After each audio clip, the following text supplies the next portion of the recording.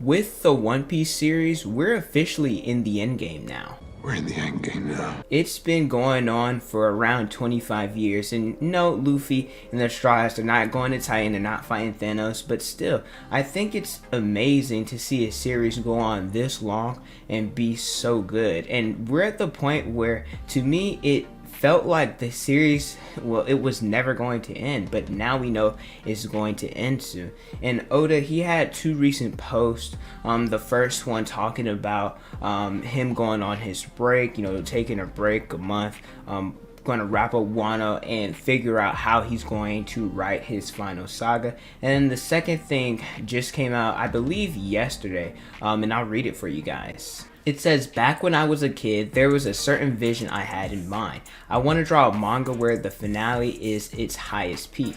I wonder if I could pull that off. Now then, for just a little more, the Wano Country saga will be wrapping up. After a long time, the preparations are finally done. Only took 25 years, lol. Though even if you read from here on, it's totally okay. After all, from here on, we're getting to the One Piece. I'll be drawing every single secret in the world I've been hiding up until now. It'll be fun. Please fasten your seatbelts. I look forward to it.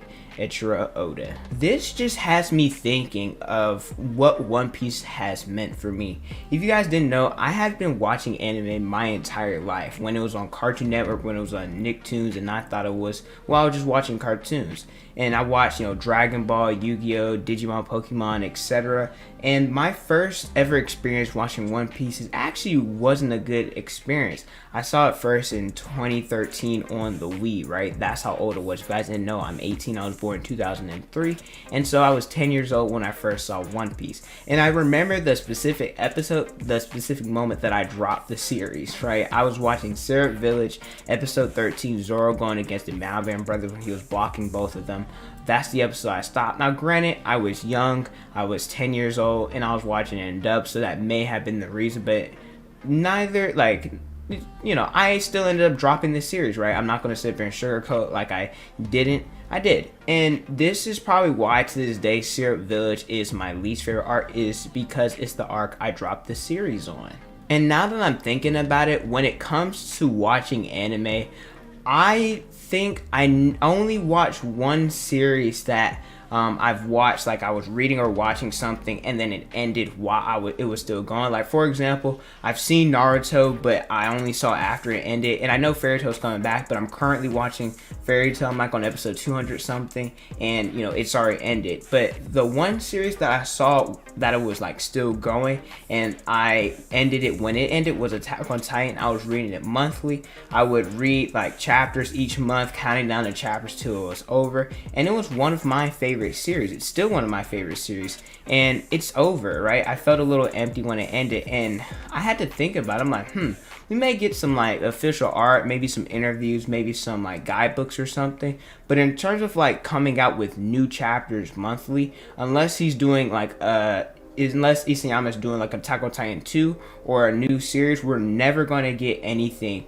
from Attack on Titan ever again. And that's a little bit scary thinking about that with One Piece. But if you were to compare it to like other anime, I'm not like trying to hate on them, but Boruto and Dragon Ball Super, I think they're alright. They're not great, but they're not bad at the same time. I enjoy reading or watching them, but fans, they don't love it because they think that they're milking the series. And when it comes to the big three, which One Piece was a part of, Bleach, a lot of their fans, and I know it's coming back, but a lot of their fans, and even I believe that Bleach ended too quickly. Whereas with Naruto, it felt like it was going on too long. And One Piece is the perfect balance between the two. I believe Oda stated that he wanted One Piece to end within 5 years, and I'm so glad he didn't, because that way supernovas, warlords, and even like Yonkos were more fleshed out, and the characters, the series doesn't seem rushed. One Piece has been a major part of my life. I have a One Piece related YouTube channel. Granted, I've been branching out a little bit here and there, but still a lot of my most popular and most successful videos are One Piece related.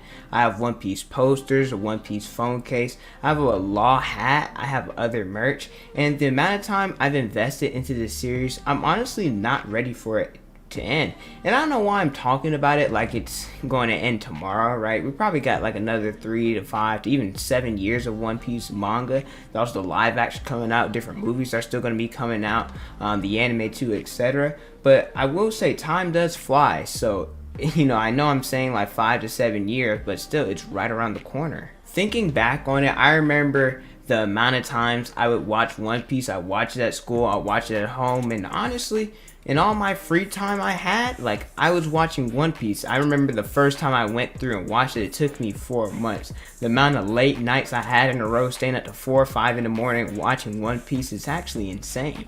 And then my favorite arc in the series, right now it's Wano, but it was Enies Lobby for 3 years straight. And Enies Lobby is peak fiction. Now, don't get me wrong, I think there is some recency bias to me liking Wano more. And whenever Wano ends, I'll probably reread Enies Lobby, see which one I like the most. But Enies Lobby had a lot of great moments. I Want to Live, walking up to CP9. There's Luffy getting gear second, gear third, going against Rob Lucci, saying that he won't fall again. There's so many great moments in that arc, and Wano has some great ones as well. And like I said, whenever I reread it, I might have to see if Enies Lobby is back to being my favorite arc. In terms of authors who write fiction, I'd say Oda is up there with the very best, right? In my top three, I'd say it's probably Oda, J.K. Rowling from Harry Potter, and George Lucas, who wrote Star Wars. They are just so phenomenal at what they do, and it's actually amazing with how great of a storyteller Oda is. And him talking about making the biggest war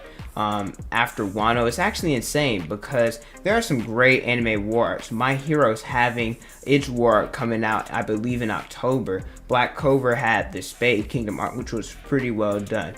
The Naruto Fourth Great Ninja War, the anime version was kind of but the manga was phenomenal. Bleach, they're having this 1,000-year Blood War arc in October. And like I said, there's a lot of anime arcs that have good wars, but One Piece has some good ones as well. Marineford is probably, if not like universally, when it comes to anime, probably considered the best war arc in anime. And then Wano, even though I think it has some issues here and there, Wano was still pretty darn good. And I'd probably give, like, even though something can be your favorite, just because it's your favorite, not the best, I'd probably give Wano's war like atmosphere probably an 8 out of 10. As we enter the final war, let's face it, a lot of issues going to go down. The world is in shambles right now, and I don't know who the war is going to be revolved around, but currently in the world, Sabo's missing. There's something going on with Cobra, with Vivi. We know Kobe's supposed to be trying to capture Hancock. The SSG's going on.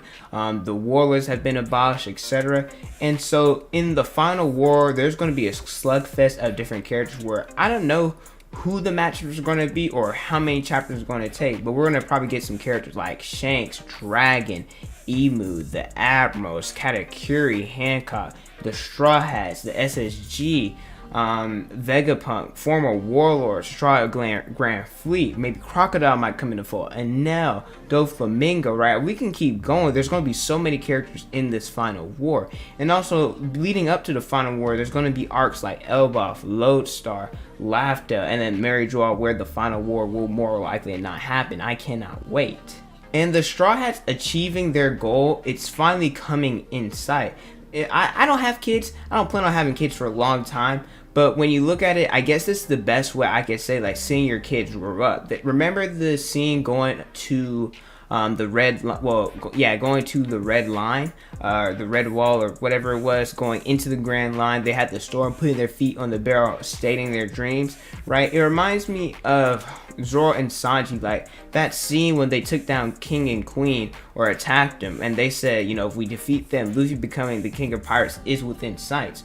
Right? So like seeing all of this is just, with all the characters in their dreams, the Pirate King, World's Strongest Swordsman, all blue, Fishman and human like equality, drawing a map of the world, curing all diseases, seeing Labu, creating a dream ship and traveling on it, becoming a brave warrior of the sea, the missing void century, learning the true history, traveling free like Odin. Like all these characters, their dreams are coming true. And Zoro's my favorite character in all of anime. I plan on getting, I don't know what it is, not his face, but like probably like a kanji or something related to him, like a tattoo in the future. And so I'm going to be very happy like being able to watch Zoro getting absolutely demolished by Mihawk, and then within a couple of minutes I can just go through and look at whatever episode it is of him becoming the world's greatest swordsman. It's going to be so great to watch. And Oda talked about like different mysteries, and I can't wait to be resolved. The Void Century, Joy Boy, Emu, the ancient weapons, right? We cannot wait for this to happen. And I say a lot of, and not just me, the community, I say in Oda we trust, right? Because in animes, Yeah, typically the endings for like a lot of animes are like they're just okay. They're not like phenomenally done. I have heard some bad things about the Demon Slayer ending. I've seen a lot of fans upset with that. And then Attack on Titan was called like the Game of Thrones of anime because of how good it was. And I heard, well, I thought it was okay. But a lot of people did not like the Attack on Titan ending. But there's also been some good animes with good endings. They have Full Metal Alchemist with Ed and Al defeating Father and being able to get their bodies back. Like with all the sacrifices they had to go through, they persevered. And then Code Geass, we had Lelouch figuring out what he wanted to do with his Zero Requiem plan. And so those are what I consider the two best endings in anime. And hopefully Oda, being the masterful storyteller that he can provide us with a satisfying and really good ending. So this video is just me like talking and reminiscing about my journey through One Piece. You know, talking about the realization of One Piece's ending, right? We're in the end game. And so I just like wanted to say thank you to Oda and the fact that One Piece is such a phenomenal story and it's impacted me in many ways. And how do you guys feel about One Piece coming to it? And it's so weird talking about it because it's not right around the corner, but it's still ending. So let me know your guys' thoughts about this in the comment section below. Thank you guys so much for watching. Don't forget to like, comment, and subscribe. Hit the notification bell so you guys never miss out on a new video. Follow me on Instagram, Twitter, Snapchat, and TikTok is on the screen in the description below. Thank you guys so much for watching, and don't forget to unleash your potential.